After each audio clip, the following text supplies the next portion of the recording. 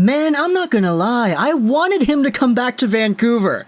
The hockey god is gone again. From Chicago to Ottawa this time, Adam Gaudette has been claimed by the Senators. Also, via Friedman, we have some more word here that Matt Murray is on waivers too, so we had spoken about that yesterday if you want to get my opinions and thoughts about Matt Murray.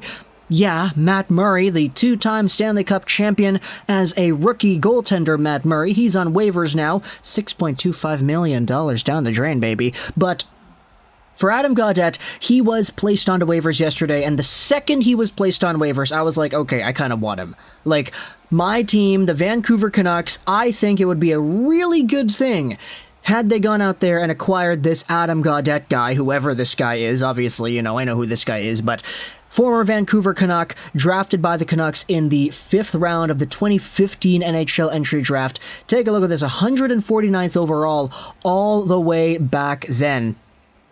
And what Gaudette was, to me, was an opportunity for another right-handed forward. If we see this right here, this is the tweet that I posted after it was posted that he was on waivers. The Canucks lack right-handed forwards, right? It's the entire reason Alex Chiasson has been given all this power play time, no?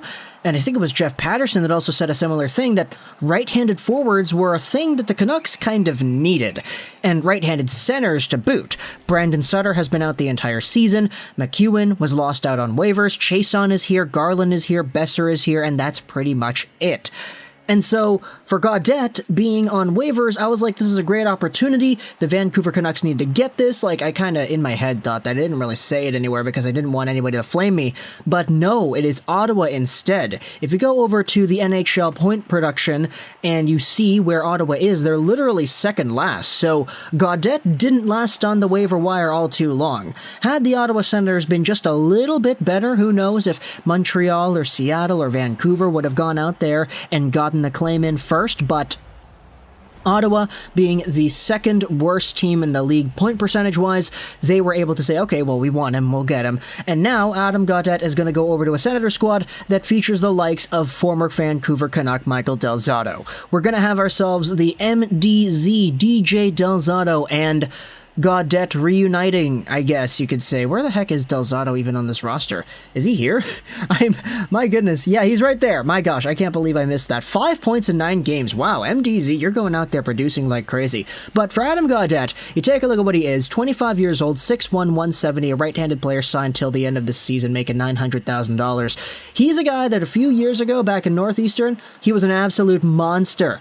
Dude, this guy was a Hobey Baker winner, 30 goals, 30 assists, 30 games played for the Northeastern University Huskies, and Vancouver Canucks fans were super excited about what it was that he was going to be able to bring to the National Hockey League level. He was a consistent point producer in the AHL. In the Vancouver Canucks system, he wasn't really ever used in the way that we wanted him to be used. He had some opportunities and he had some moments, but just in general, Gaudette never really showcased to a consistent level what Canucks fans wanted out of him, except for in 2019-20. Now, this season, he had 30 points in 60 games, 12 goals on the season. If you do the math on this, 12 divided by 59 multiplied out by 82, Gaudette was on pace for 16 goals, and if you do the math on the points, let's do 33 divided by 59, he was on pace for 45 points in this season. And a lot of Canucks fans were looking at this guy and saying, okay, well, he is a 23-year-old guy who is coming out of the NCAA, playing for the Canucks, he's in the bubble right here, and he didn't produce any points. This was when we really started to get disappointed with Gaudette and what it was that he was able to bring, because he was so good, so point producey in the regular season, but he just did not show up in the postseason. And then, of course, you had last season where he had 7 points, 33 games. He wasn't really the same Gaudette in last year's tarnished Vancouver Canucks squad in the Canadian division. He gets traded over to Chicago for Matthew Highmore. He has 4 points in 7 games with that system then, which is great. But this season, the Chicago Blackhawks just have so many forwards that it's tough for a guy like Gaudette to actually get some consistent playing time. You have everybody else in the bottom of your lineup rotating around with Nylander and Kara and all these other guys. We've made videos talking about Chicago and their forward situation before.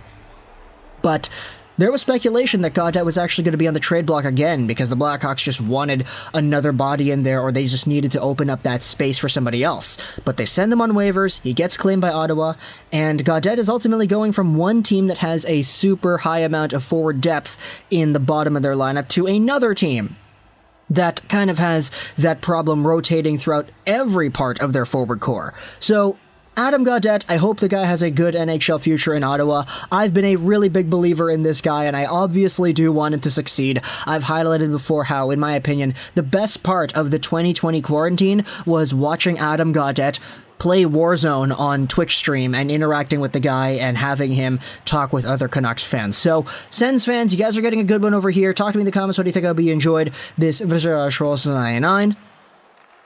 And bye.